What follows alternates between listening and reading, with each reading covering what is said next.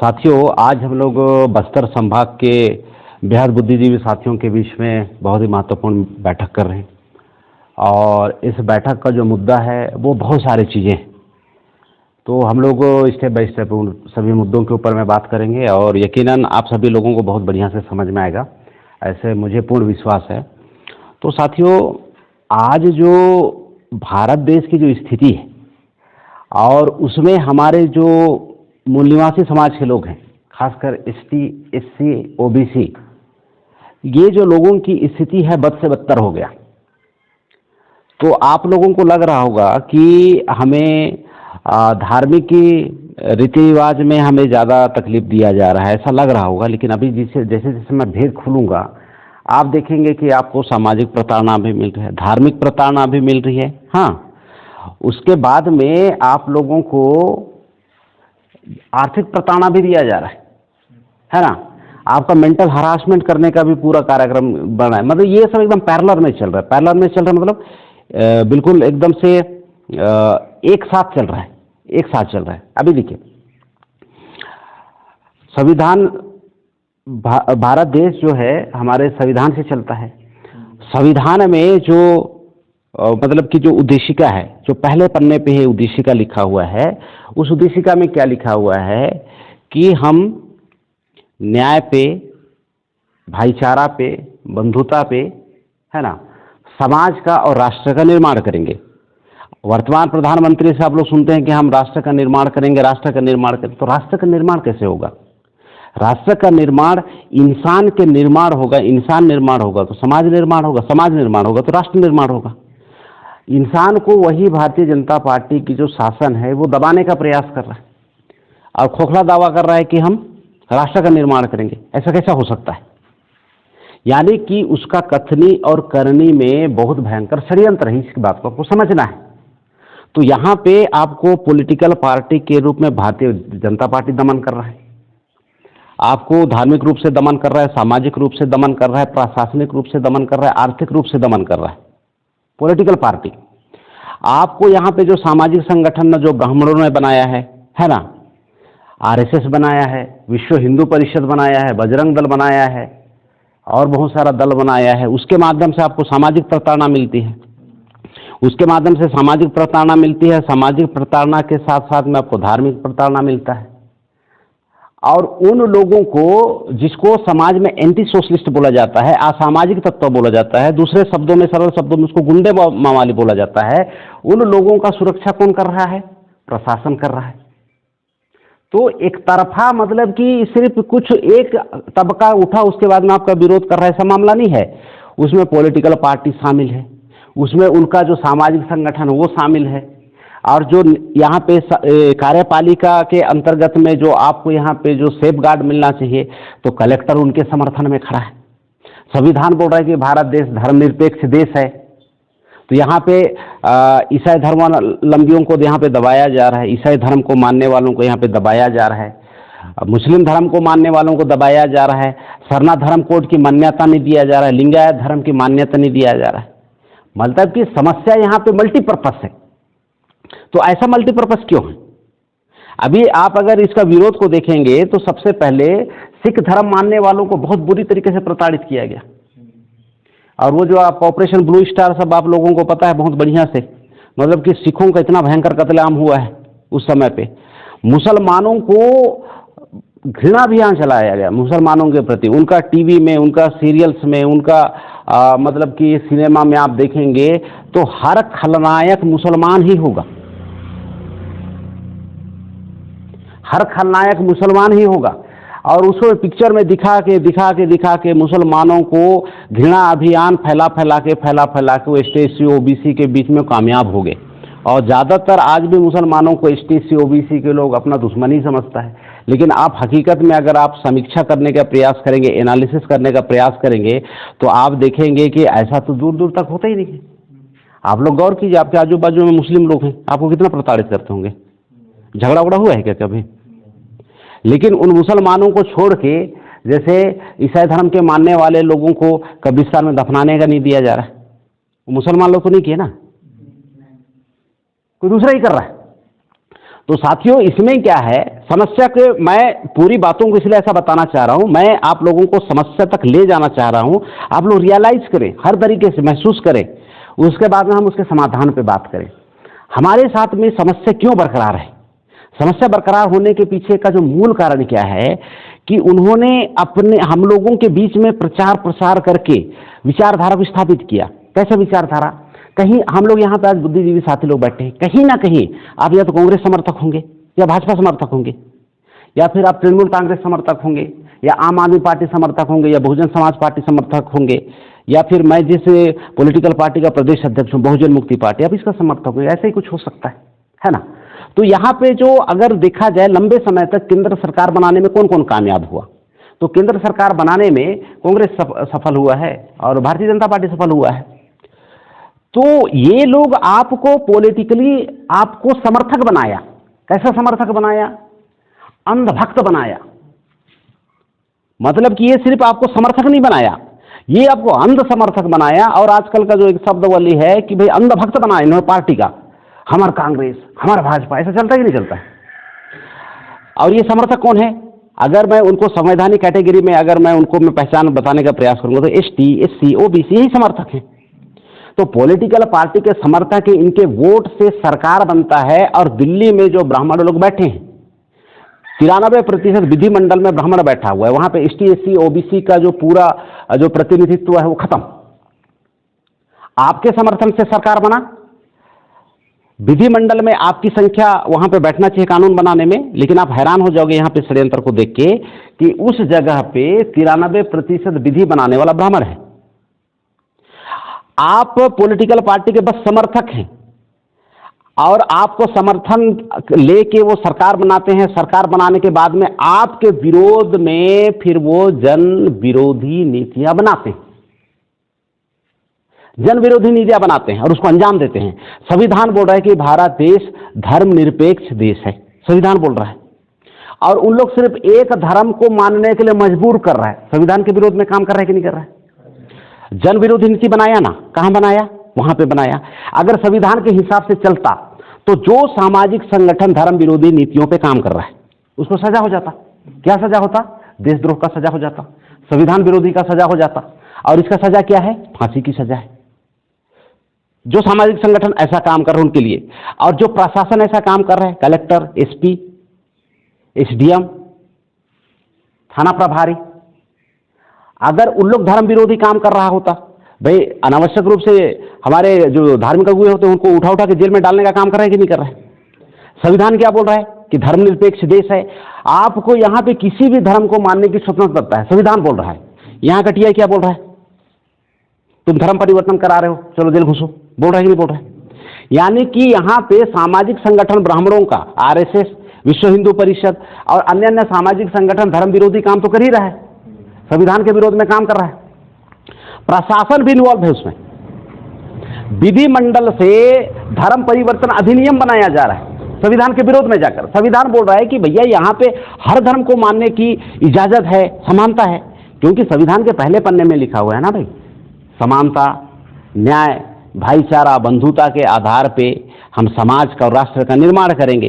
और बार बार दावे के साथ में केंद्र सरकार बोल रहे हैं कि हम राष्ट्र का निर्माण करेंगे। राष्ट्र कैसे निर्माण करेंगे? एससी, एसटी, ओबीसी को दमन करो आर्थिक रूप से, धार्मिक रूप से, सामाजिक रूप से, राजनीतिक रूप से, उसके बाद में देश का विकास कैसे होगा? अगर मैं बोलूंगा कि इस बच्चा को मैं विकास करूंगा, भरण पोषण करूंगा, बहुत मजबूत बनाऊंगा, और बचपन में ही मैं उसको कुपोषित वाला आहार दूंगा, तो मजबूत हो पाएगा क्या? तो ये सरकार क्या कर रही है? तो कर रहा है।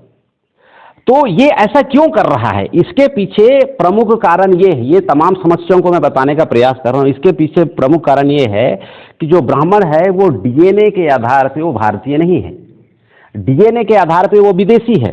और 1931 की जनगणना के अनुसार ब्राह्मणों की जो संख्या भारत में मात्र 3.5% है, और 3.5% ब्राह्मण को एक बहुत बड़ी बीमारी है। उस बीमारी का नाम है सुप्रीमेसी हासिल करना।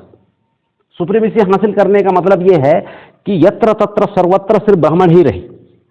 उनको ये बहुत बड़ी बीमारी है, वो अपने लेवल तक किसी भी एसटी, एससी, ओबीसी को आने ही देना नहीं चाहता। शासन में, विधिमंडल में 93% वो कब्जा करके रखा हुआ है, जबकि सरकार किससे बनता है? एसटी, एससी, ओबीसी से बनता है। षड्यंत्र का शिकार हो गया एसटी, एससी, ओबीसी।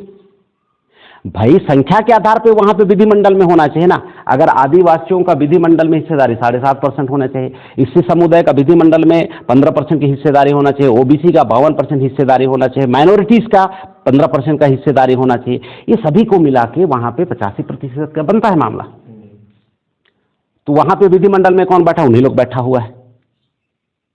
तो जहां लोकतंत्र का मतलब यही है कि जहां पे जिसकी संख्या भारी उसको उतनी की हिस्सेदारी मिलना चाहिए। यहाँ पे बस्तर संभाग में आदिवासी बहुल इलाका है, लेकिन पक्का मैं बता रहा हूँ कलेक्टर यहाँ का पक्का ब्राह्मण ही होगा, आदिवासी तो नहीं होगा ना। कोई मंडावी एका कुजूर तिरकी ऐसा तो नहीं है ना, पोयाम वोयाम ऐसे तो नहीं है ना। कलेक्टर का क्या नाम है?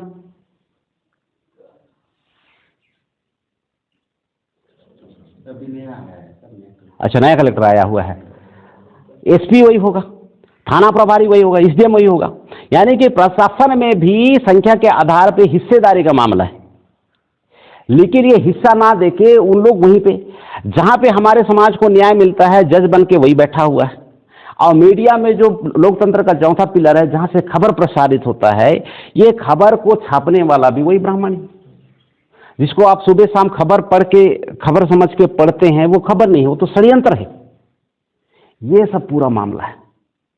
मतलब कि वो जैसे उन्होंने जो उनका जो मनुस्मृति से देश चल रहा था उस समय उन्होंने जो समाज का व्यवस्था बनाया था कि सबसे ऊपर ब्राह्मण रहेगा, दूसरे नंबर पे क्षत्रिय रहेगा, तीसरे नंबर पे शूद्र रहेगा, तीसरे नंबर वैश्य रहेगा, चौथे नंबर पे शूद्र रहेगा। और शूद्र का मतलब है ओबीसी। और जो आदिवासी है ये तो जंगलों में रहते थे, इनका तो गिनती नहीं हो उस कैटेगरी में। जो सामाजिक व्यवस्था इन्होंने जो मनुस्मृति में बनाया था, और जो एससी के लोगों को उन्होंने अछूत बोला, अछूत लोगों की श्रेणी में रखा ही नहीं। सबसे ऊपर ब्राह्मण रहेगा, दूसरे नंबर पे क्षत्रिय रहेगा, तीसरे नंबर पे वैश्य रहेगा, चौथे नंबर पे ओबीसी रहेगा, शूद्र रहेगा। ये 4 है। एससी और जो आदिवासी तो आउट ऑफ मतलब कि ये सिस्टम है यहाँ पे, ये चारों जगह पे। तो ये मामला है। तो साथियों, ये जो षड्यंत्र है आपके साथ में ऐसा बार बार इसलिए हो जा रहा है, धार्मिक प्रतिक्रिया से उन लोग मजबूत होता है। अभी जैसे ईसाई विरोधी मुहिम पूरे छत्तीसगढ़ में बड़ी जोर से चला जा रहा है, उनके ऊपर धर्मांतरण का आरोप लगता है। तो धर्मांतरण का आरोप जब लगता है तो जो एसटी एससी ओबीसी के लोग जो ईसाई धर्म को नहीं मानते हैं, वो ईसाइयों के प्रति स्वतः नफरत करना शुरू करते हैं। ये षड्यंत्र है, प्रतिक्रिया है। प्रतिक्रिया क्या होता है कि भैया अभी जैसे वहां पे दीवार में जितना तेज से बॉल को यहां से फेंकूंगा, वो बॉल क्या करेगा, उतना ही तेजी से मेरे ओर वापस आएगा। तो समाज में जितना तेजी से ईसाई विरोधी मुहिम चलाया जाएगा, जो ईसाई धर्म को नहीं मानता है वो ईसाइयों के विरोध में खड़ा हो जाएगा। तो ये सिंगल आउट करने का मामला है। हमारे आदिवासी लोग सिंगल आउट का मतलब को समझते हैं बहुत अच्छे से। हमारे आदिवासी लोग क्या है कि जंगल में सेंद्रा खेलने जाते थे। आप लोगों ने सेंद्रा सब सुना होगा, है ना। तो सेंद्रा जब खेलने जाते थे तो सेंद्रा में होता क्या था कि उस झुंड से एक पर्टिकुलर एक जानवर को हम चिन्हांकित करते थे, उसको हिगड़ाते थे, उसको साइड करते थे, सिंगल करते थे, उसके बाद उसको मारते थे, उसको सेंद्रा बोला जाता है। तो आज क्या हो रहा है ईसाइयों के साथ में, उसको सिंगल आउट करने का काम किया जा रहा है। और सिंगल आउट करने के पीछे उनका पर्पस क्या है कि अभी बड़ी तादाद में जो इंटेलेक्चुअल लोग ईसाई धर्म को स्वीकार कर रहे हैं यहाँ पे, और उनके पास में बेहतर शिक्षा है, उनके पास में बेहतर नेतृत्व है, और ये लोग आने वाले समय पे ब्राह्मणों के लिए बहुत बड़ा खतरा बन सकता है। तो उस खतरा को कम करने के लिए उन लोग समझ गए कि इनको दबाव, अभी इनको इतना दबाव कि कभी उठ नहीं सके। और डायरेक्ट दबाव देंगे तो फिर उल्टा हो जाएगा। तो इनके ऊपर में धर्मांतरण का इल्जाम लगाइए, इनके ऊपर में विदेशी होने के इल्जाम लगाइए। ईसाई धर्म मानने वाला विदेशी हो गया, और जो वास्तव में भारत देश में विदेशी है, विदेशी ब्राह्मण डीएनए के आधार पर प्रूफ हो चुका है, उसके पुरखों ने बहुत सारा किताब लिखा है, वे विदेशी हैं। वो विदेशी लोग यहाँ के एसटी एससी ओबीसी जो ईसाई धर्म को मानते हैं उनको विदेशी बोला जा रहा है। उल्टा कार्यक्रम चलाया जा रहा है। और यहाँ पे वो सहारा ले रहा है सामाजिक संगठन का, राजनीति का, शासन का, प्रशासन का, मतलब कि ऐसा करके ये दबाने का प्रयास कर रहा है। अभी देखिए उदाहरण के लिए छत्तीसगढ़ में 2028 में बहुजन मुक्ति पार्टी की सरकार बन जाती है। 2028 में संविधान क्या बोल रहा है, धर्मनिरपेक्ष देश है। धर्मनिरपेक्ष देश के हिसाब से पूरा प्रदेश चलेगा, देश चलेगा। और वहां पे कोई सामाजिक असामाजिक तत्व टाइप का कोई संगठन अगर किसी ईसाई धर्म मानने वाले को प्रताड़ना करता है, या फिर वो पुलिस थाना में रपट दर्ज कराता है, तो शासन बहुजन मुक्ति पार्टी का, ST/SC OBC का शासन चल रहा है देश भर में, तो क्या होगा, संविधान के अनुसार उनको निर्णय दिया जाएगा तुरंत। धर्मनिरपेक्ष देश है, मान सकता है, उसकी स्वतंत्रता है।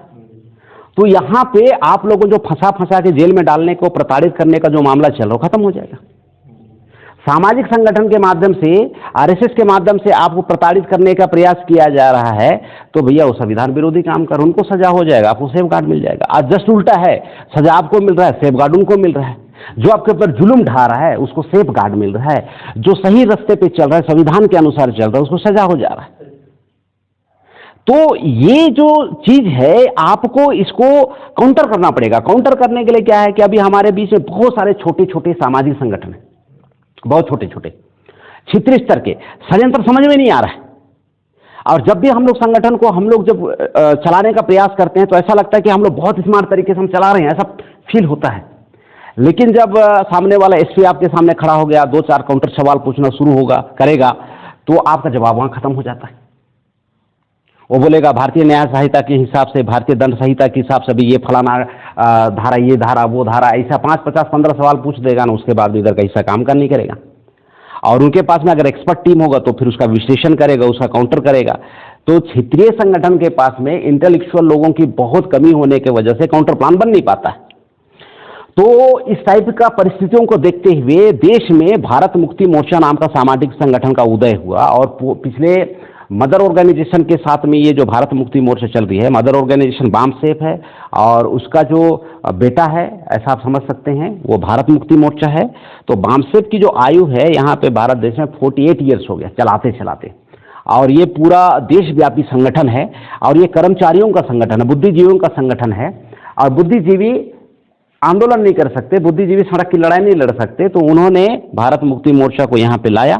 और भारत मुक्ति मोर्चा का इस बार 14वां राष्ट्रीय अधिवेशन बोधगया बिहार में संपन्न हुआ, 14वां राष्ट्रीय अधिवेशन। और ये 14 साल का जो बालक का जवानी अगर इतना हसीन है, यानी कि 14 साल के जो बालक का बचपना अगर इतना हसीन है 14 साल का, तो सोचो भारत मुक्ति मोर्चा की जवानी कितना हसीन होगा। यानी कि जब ये 15-20 साल का हो जाएगा तो ये कितना ज़बरदस्त होगा, मेरा कहने का वो मतलब है। तो साथियों, ये अभी पूरे के पूरे 550 जिला में इसका नेटवर्क अभी बिल्ड हो चुका है। हर जाति समूह के लोग इसका कार्य करता हैं और पूरे देश भर के इंटेलेक्चुअल लोगों से ये ट्रेनिंग लेते हैं, कैडर लेते हैं। ये आम इंसान नहीं है, आम इंसान नहीं है, ये प्रशिक्षित हैं और प्रशिक्षित बहुत ही जबरदस्त तरीके से काम कर सकते हैं। विपरीत परिस्थिति में और बेहतर काम करने की इनमें क्षमता होती है, वो है कैडर। प्रशिक्षित आदमी की विशेषता क्या है कि विपरीत परिस्थिति में और बेहतरीन तरीके से काम करने की इनमें हिम्मत होती है। आम आदमी की क्या होती है, जब भी विषम परिस्थिति आएगा आम आदमी बिखर जाता है। कैडर की परिभाषा क्या है कि जब भी विषम परिस्थिति है कैडर निखर जाता है।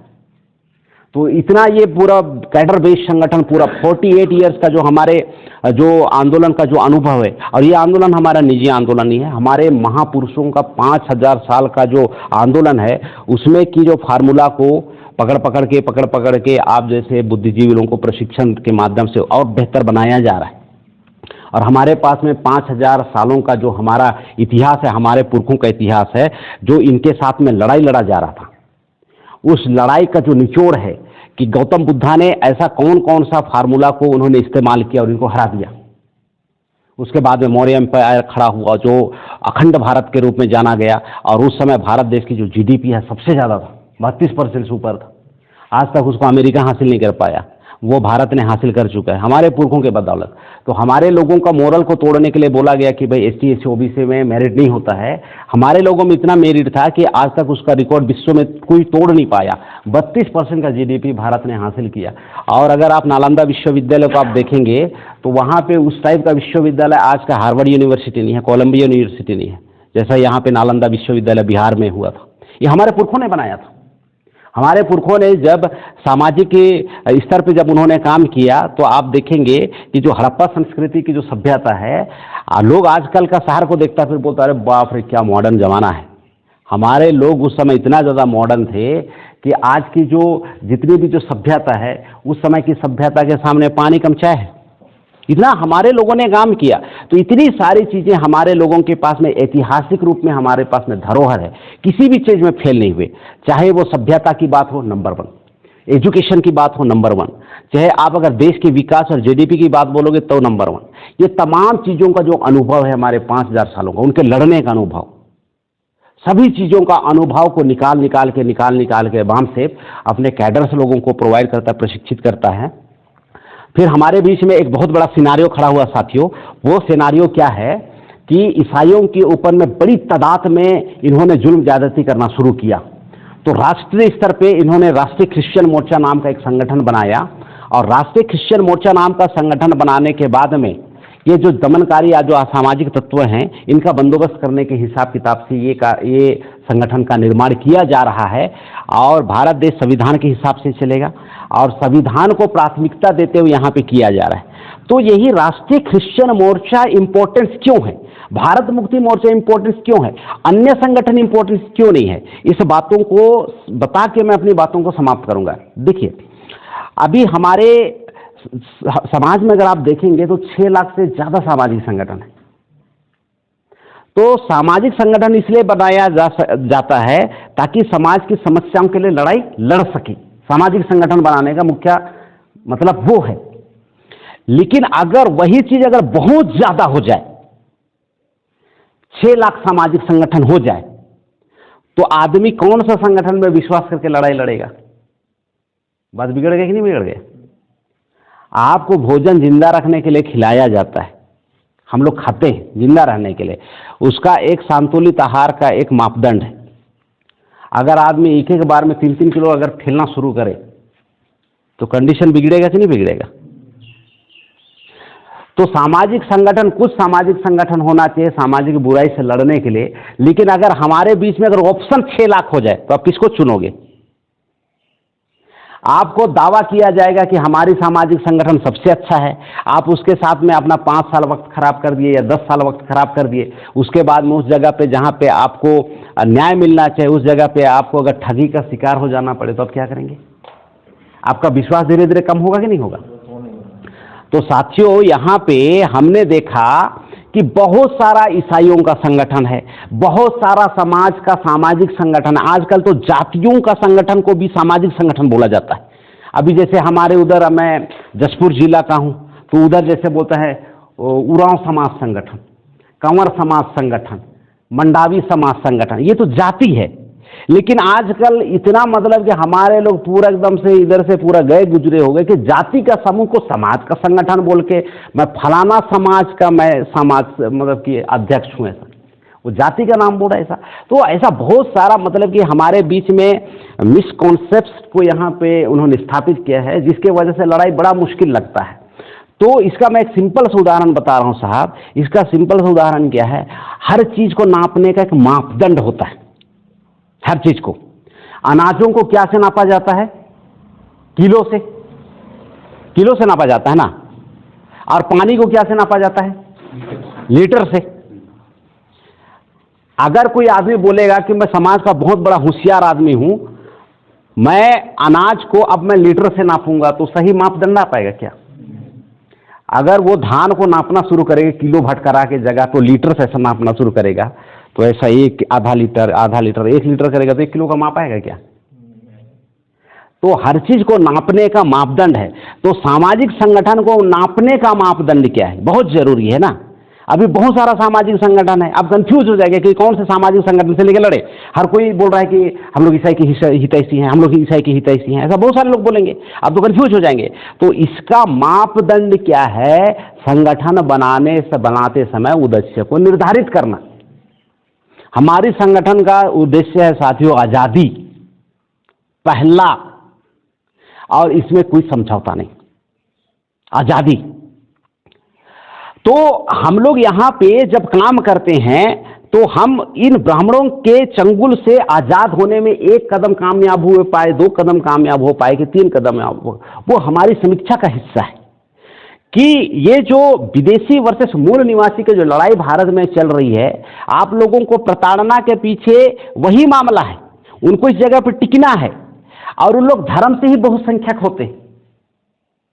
अगर आप कैटेगरी वाइज आप तुलना करोगे तो आदिवासी 7.5%, एससी 15%, ओबीसी 52%, माइनॉरिटीज 15%, है ना, और ब्राह्मण 3.5%। संकट आया कि नहीं आया? संविधान के पहचान के वजह से संकट आ रहा है कि नहीं आ रहा है? 3.5% आदमी आपके गांव में वार्ड पंच नहीं जीता सकता है, लेकिन वो एसटी एससी ओबीसी के लोगों को समर्थक बना के और बेवकूफ बना के देश की पंचायत का प्रधानमंत्री बना रहा है कि नहीं बना रहा है? पंचायत बना रहे, सरपंच बना रहे कि नहीं बना रहा है?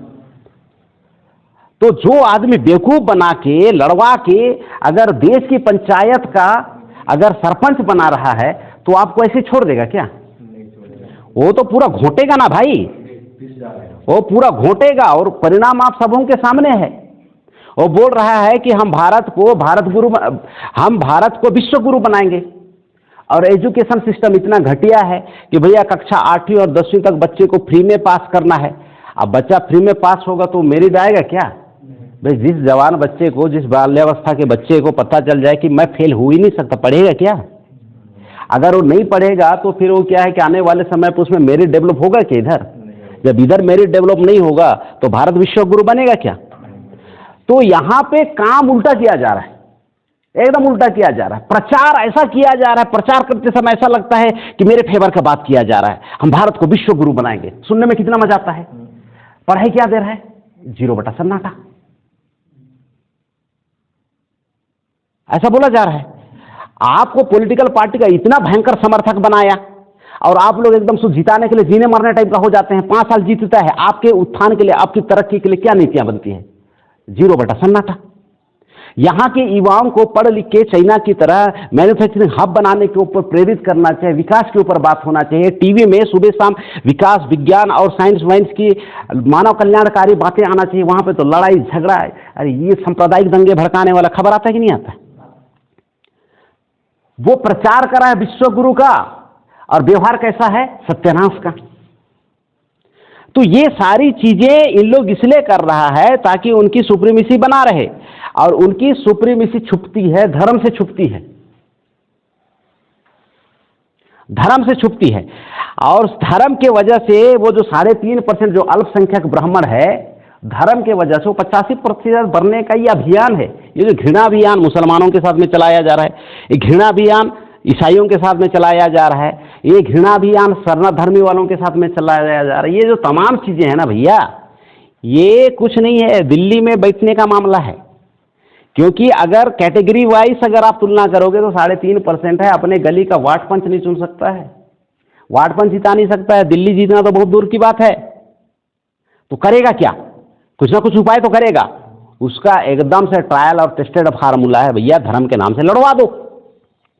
और हमारे लोग इसलिए लड़ रहे हैं क्योंकि उनको पता नहीं है। लड़ाई लड़ना है, मुख्य धारा के लिए लड़ाई लड़ना है। ये छोटी मोटी चिंदी चोरी के लिए लड़ाई नहीं लड़ना है। मुख्य धारा क्या है? हर किसी की तरक्की, हर किसी की उन्नति, बौद्धिक विकास, ज्ञान का, विज्ञान का, ये कम मिले तो लड़ना चाहिए। हमारे लोग कहां पे लड़ रहा है? धर्म की वजह से। और हमारे लोग ऑटोमेटिक नहीं लड़ रहा है, उसको लड़वाया जा रहा है, जबरदस्ती जबरदस्ती लड़वाया जा रहा है। तो इतना भयंकर आप लोगों के बीच में समस्या को पैदा करने वाला और कोई नहीं है। सिर्फ और सिर्फ अगर आपके गांव का बैगा अगर विरोध कर रहा है तो उसकी व्यक्तिगत उसकी विचार उपजी भी नहीं है, उसको विरोध करने के लिए ब्राह्मण उकसा रहा है। एकदम से साफ सुथरा मामला है। इसीलिए उससे लड़ने के बजाय उस आदमी को विचारधारा को समझाने का प्रयास कीजिए। जब विचारधारा समझ जाएगा तो लड़ने के बजाय प्रेम करना शुरू करेगा। मैं यकीन बता रहा हूं, जब मैं भारत मुक्ति मोर्चा में नहीं आया था साथियों, तो मेरे उरांव होने पे मुझे गर्व महसूस होता था। मैं सही बात बता रहा हूं। और मुझे कुछ पागल लोग ने बता दिया था कि ये जो उरांव जाति के जो लोग हैं, ये फलाना जाति से थोड़ा ऊंचे है, ऐसा मेरे को बताया गया था। तो मुझे प्राउड फील होता था ऐसा। फिर बाद में पता चला कि भाई उरांव लोगों से ज़्यादा दमदार तो फिर कंवर लोग हैं ऐसा। अच्छा, ये बात है। फिर और बात पता चला कि कंवर लोगों से ज़्यादा दमदार राठिया लोग हैं। तो ये सारा सिलसिला खत्म ही नहीं हो रहा है, क्योंकि इसको बड़े तरीके से ना ब्राह्मण लोग ने 6000 से ऊपर 6743 जातियों का टुकड़ा में बांटा हुआ है, और इसको क्रामी का समानता बोला गया है। क्रमिक समानता बोला गया, मतलब कि इतना ज्यादा भ्रम फैलाया गया ना, लोग जाति से प्राउड फील करता है। जबकि आप पूरे 200 देशों में आप देखेंगे, पूरे 200 देशों में जाति नाम का कोई चीज ही नहीं है। भारत में वो दिल्ली के गद्दी पे कब्जा करने को उन्होंने जातियां बनाई, और जातियों में इतना नफरत भरा, इतना भरा, तुम छोटा, तुम बड़ा, तुम घृणा, तुम फलाना, तुम ठिकाना, धर्म रे, ऐसा रे वैसा, ये सब पूरा करने के बाद में उनको नफरत फैलाने का बीज उन्होंने कामयाब हो गया। तो अभी हम लोग को इसको काउंटर करना है साथियों, मुख्य धारा की लड़ाई लड़ना है। धर्म अपने जगह पे बहुत सुरक्षित है, इन लोगों के द्वारा इसको असुरक्षित प्रदान किया जा रहा है। जैसे ही 2028 में सरकार बदलेगी, नीतियां बदल जाएगी, नीतियां बदल जाएगी, उसके बाद में सब कुछ सही हो जाएगा। जो असामाजिक तत्व है उसे सजा मिलेगी, और जो जनता है उसको सुरक्षा मिलेगी। बात खत्म है यहीं पे। तो आप समस्त बुद्धिजीवी लोगों से मैं ये बताना चाहता हूं कि सामाजिक संरक्षण के लिए और धार्मिक संरक्षण के लिए आप लोगों को भारत मुक्ति मोर्चा में 100% आना चाहिए, क्योंकि यही आपको उस जगह पर ले सकेगा। क्योंकि इस संगठन को बनाने के पीछे मकसद यही है, और ये राष्ट्रव्यापी संगठन है।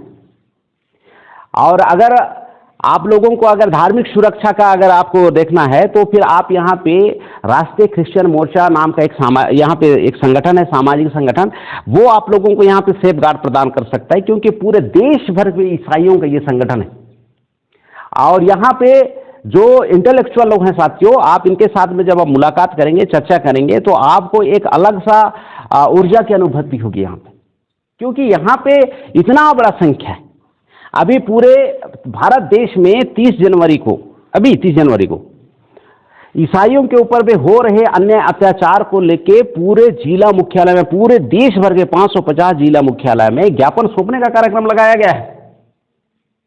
बहुत सारे लोगों को लगता होगा इससे क्या होता है, अरे जिंदाबाद मुर्दाबाद करने से सरकार बदल जाता है, प्रशासन में बैठा हुए कलेक्टर के कान खड़ा हो जाता है। तो अगर 550 जिला में अगर ज्ञापन जाएगा तो सामने वाले को क्या समझ में आए, संगठित होना शुरू हो चुका है। अरे आप लोगों का समस्या सूदी दिन खत्म हो जाएगा। अभी जैसे जशपुर को आरएसएस का गढ़ बोला जाता था, वहां से भारत मुक्ति मोर्चा के द्वारा में जो विरोध करना शुरू हुआ शासन का, प्रशासन का और हर जन विरोधी नीतियों का, तो आप देखेंगे कि परिस्थितियां धीरे धीरे बदलना शुरू हो गया। पहले जितना मनमाना करना था वो हो चुका, अब मनमाना नहीं। इसीलिए बाबा साहब अम्बेडकर ने जब संविधान बना रहा था साथियों, तो इन्होंने पक्ष और विपक्ष ये सरकार में दो बनाया कि रूलिंग पार्टी होगा एक, और एक ओपोजिशन होगा, एक पक्ष होगा और एक विपक्ष होगा। अभी जैसे मैं बता रहा हूं जयराम जी, आप अगर पक्ष में हैं, आप रूलर हैं, आप शासन चला रहे हैं, अब मनचाहा कुछ भी करें, और मैं ईमानदार से विपक्ष हूं। जैसे भारत मुक्ति मोर्चा पूरे भारत देश में सबसे ईमानदारी विपक्षी का रोल अदा कर रहा है। मैं हर उस जन विरोधी नीतियां जो आप बनाएंगे उसका मैं एकदम डंके के चोट पे विरोध करूंगा। अब विरोध मतलब कि आप जन विरोधी नीति बना पाएंगे क्या? आज जो बीजेपी जन विरोधी नीति पार्टी जो नीतियां बना पा रही है भारतीय जनता पार्टी, उसके पीछे सिर्फ एक कारण है साथियों, जो विपक्ष है वो अपना काम सही नहीं कर रहा है। इसका दूसरा पहलू ये है कि हमारे जो जयराम साहब हैं, ये अगर जन विरोधी नीतियां बनाते हैं और मैं विपक्ष में हूं, ओपोजिशन में हूं, मैं इसका विरोध करने के बजाय अगर मैं इसका समर्थन करूंगा तो ये जन विरोधी नीतियां लागू करने में कामयाब होगा कि नहीं होगा? आज कांग्रेस विपक्ष में है ना, तो कांग्रेस विपक्ष में है तो जन विरोधी नीतियां क्यों लागू हो जा रही है? क्योंकि जो भाजपा जो रूलर पार्टी है, उसका जो कांग्रेस है वो विपक्ष पार्टी नहीं है, ओपोजिशन नहीं है, वो समर्थक पार्टी है वो। इसीलिए इतना सत्यानाश का कारण हो रहा है। इसीलिए यहाँ पे अलग सामाजिक संगठन की जरूरत है, अलग राजनीतिक पार्टी की जरूरत है। तो आपको क्या करना है, धीरे धीरे और सभाटन करना है, आपको ज्ञान की बातों को सुनना है। ब्राह्मणों से संबंधित जितना भी सामाजिक संगठन है छोड़ो, समस्या का समाधान बता रहा हूं। ब्राह्मणों का जितना भी पॉलिटिकल पार्टी है, 5 राष्ट्रीय स्तर की पार्टी है, उनका एकदम से छोड़ दो, वोट ही मत दो। सिर्फ हमारे एसटी, एससी, ओबीसी का जो मूल निवासी जो संगठन है, पार्टियां हैं, आप सामाजिक संगठन को सपोर्ट करो, पॉलिटिकल पार्टी को सपोर्ट करो, समस्या स्वतः खत्म हो जाएगा। और अगर आप सामाजिक रूप से संगठन बना के आप लड़ाई लड़ेंगे बाहर बाहर और सरकार बनाने में हस्तक्षेप नहीं करेंगे, उनका सामाजिक संगठन में हस्तक्षेप नहीं करेंगे, ये समस्या सदा सदा बना ही रहेगा। अगर आपको समाधान चाहिए तो जो चीज विकराल रूप बन के आप लोगों के ऊपर हावी हो रहा है उसको विकराल बनने से रोकना होगा। हम सभी लोग गांव देहात के आदमी हैं, मैं देहाती आदमी हूँ, मैं जंगल के बीच का रहने वाला आदमी हूँ मैं। तो हमारे तरफ एक खुजली लगने वाला एक पेड़ है, उसको आलकुस्सा बोलते हैं। वो इमली की तरह ऐसा लंबा लंबा उसका फल होता है, और उसके फल के ऊपर में बिल्कुल बारीक बारीक जो थोड़ा सा हाँ थोड़ा उसमें रहता है ऐसा, और वो सूखता है, और वो अगर हवा का झोंका से अगर थोड़ा सा बूढ़ा अड़ के इधर आ गया ना, इतना खुजली करेगा कि यार दिमाग दही हो जाएगा। उसको हमारे उधर बोलते हैं आलकुस्सा बोलते हैं, उधर ऐसे बैडो बोलते हैं, हमारे उधर जसपुर में उसको आलकुस्सा बोलते हैं, ये कुरुख बोली में आलकुस्सा बोलते हैं इसको। तो अगर आपको समाज में खुजली नहीं होना चाहिए आपकी समाज में, और यहाँ पे बड़ा सा पेड़ है, और सुबह सुबह आके अगर हमारे ही लोग अगर उसमें पानी डालने का काम करेगा तो वो और दीर्घायु होगा कि मरेगा वो। अगर वो पेड़ के जो जड़ है जो हमारे लिए खुजली पैदा कर रहा है, उसको हम लोग रोज सुबह सुबह पानी देंगे तो वो पेड़ दीर्घायु होगा कि वो मरेगा? वो बढ़ेगा, दीर्घायु होगा, लंबी उम्र में हो जाएगा, और ताज़ा फल देगा, और बड़ा बड़ा फल आएगा। उसके बाद में पूरे जो गांव है, पूरा समाज है, पूरा खुजली का कारण बन जाएगा। तो अगर आपको समाज को खुजली से निदान कराना है, उसको मुक्ति कराना है, तो सबसे पहले आपको क्या करना है, वो जो बैडो का पेड़ है, जो आलकुस्सा का पेड़ है, उसे पानी नहीं डालना है आपको। एसटी, एससी, ओबीसी को, ब्राह्मणों का कोई सामाजिक संगठन में जुड़ना नहीं है, ना पदाधिकारी बनना है, ना आपका कार्यकर्ता बनना है। पहला मतलब कि जो आपको जो काम करना है अभी इस वक्त, वो काम करना है, बिल्कुल नहीं करना है। आपको कितनों ही लालच दें, आपका फायदा हो सकता है, आपका बच्चे का सत्यानाश हो जाएगा, क्योंकि वो लोग सरकार बनाने के बाद में आपके बच्चे के विरोध में ही एजुकेशन सिस्टम बनाता है, आपके बच्चों के विरोध में ही धार्मिक वो जो कानून बना रहा है वो बना रहा है, आपको इस्तेमाल करके आपके बच्चे के विरोध में। सोचिए तो कितना भयंकर मामला है। तो सामाजिक संगठन को एकदम से छोड़िए उसका। और दूसरा जो आप लोगों को काम करना है कि इनकी राजनीतिक पार्टियां एकदम से छोड़ दीजिए, क्योंकि लोग राजनीति में पावरफुल होंगे, वो अपने आरएसएस का आदमी को कलेक्टर बना के आपके जिला में भेजेगा, पूरा 5 साल लाभ जूता चलेगा धुआंधार। थाना में वो अपने ही आरएसएस के कैडर का सिपाही को भेजेगा, थानेदार को भेजेगा, पूरा 5 साल धुआंधार चलेगा, कानून के विरोध में जा जाके काम करेगा। आप गुनाहगार नहीं हैं, आप दोषीदार नहीं है, आप ही को सजा जेल में डालेगा। पूरे छत्तीसगढ़ में ही हो रहा है, आप देख लीजिए। तो आपको ये काम नहीं करना है। उनकी सरकार बनना ही सबसे बड़ी ताकत है। तो किसी को कमजोर करना है तो उसकी जो ताकतवर चीज है उसको छीनो, और संवैधानिक तरीके। अरे वोटे नहीं देंगे, बात खत्म। क्या कर लेगा? जबरदस्ती लेगा क्या? ईवीएम से करेगा, ईवीएम उठा उठा के पटक देना है, बात खत्म। क्या से करेगा? लोकतंत्र में जनता की जो सुप्रीमेसी है, जनता की पावर नंबर 1 है। और ये जो सरकार है, ये जो प्रशासन है, ये जो जुडिशरी है, ये जनता का सेवक है। लेकिन आज उल्टा हो गया, जानकारी के अभाव में। वो जो सरकार है वो बोस बन गया भैया, तानाशाह हो गया। अरे फलाना हम ऐसा बोल रहे, सरकार है, तुम मानना पड़ेगा, बताइए तो। जबकि लोकतंत्र को दुनिया की सबसे अच्छा व्यवस्था इसलिए बोला जाता है क्योंकि हम लोगों की वजह से सरकार बनती है। लेकिन उन्होंने, आप वोट नहीं दोगे तो ठीक है, ईवीएम से हम तुम्हारा वोट चुरा लेंगे, लोग हमारा काव उखाड़ोगे। लोकतंत्र को चलाने के लिए पक्ष होगा, विपक्ष होगा, हम तुमको बेवकूफ बनाएंगे और एक ही ब्राह्मणों की पार्टी को पक्ष भी बना देंगे, विपक्ष भी बना देंगे। रूलिंग का हम विपक्ष नहीं, रूलिंग का हम विरोध करने वाला पार्टी नहीं बनाएंगे, बल्कि हम उसको समर्थन करने वाला पार्टी बनाएंगे। और पूरे 1950 1947 से लेके अभी तक वही चल रहा है साथियों। इसी वजह से हमारे पास में समस्या है। समस्या का मूल कारण ये है, और समाधान मैंने समस्या भी एकदम खुल के बताया और उसका समाधान भी बताया। और ये ट्रायल टेस्टेड फार्मूला है, ये ट्रायल टेस्टेड फार्मूला है, परिणाम आना 200% गारंटी है। और अभी एकदम तत्काल में पूरे के पूरे लोगों को भारत मुक्ति मोर्चा सामाजिक संगठन में जोड़िए। और जो लोग भी ईसाई धर्म को मानते हैं उनके लिए बहुत जबरदस्त एक संगठन है, राष्ट्रीय क्रिश्चियन मोर्चा, उसमें जोड़ने के लिए अपील कीजिए। और प्रशिक्षण में बैठिए, और प्रशिक्षण के माध्यम से जब आप अपने क्षेत्र में लीडरशिप करना शुरू करेंगे, सरकार की तानाशाही ऐसे खत्म हो जाएगी। सरकार की तानाशाही को खत्म करने के लिए विपक्ष के रूप में संसद भवन मौजूद है, लेकिन विपक्ष नहीं, उनका समर्थक साथी है, इसलिए समस्या खत्म नहीं हो रहा है। और जो समस्या सांसद में खत्म नहीं होती है उसको सड़कों से खत्म किया जा सकता है। और बाकी आप लोगों के लिए और भी जो जानकारी है उस देने के लिए हम लोग हैं, हम लोग आपके सेवक हैं। सेवा करने का जब और मौका मिलेगा जरूर सेवा करेंगे। तो साथियों एक ही दिन में बहुत सारी बातें बताने से कुछ इधर होता है कुछ उधर होता है। तो मेरी जो छोटी सी एक जो बातें था जो मैं बताने का प्रयास कर रहा हूँ, बढ़िया से समझने का प्रयास कीजिएगा, मनन कीजिएगा। और मैं बोल रहा हूँ इसलिए 100% नहीं मानना है, आपको अपना विवेक को इस्तेमाल करना है। इसमें भी मानने ना मानने का एक सिद्धांत है।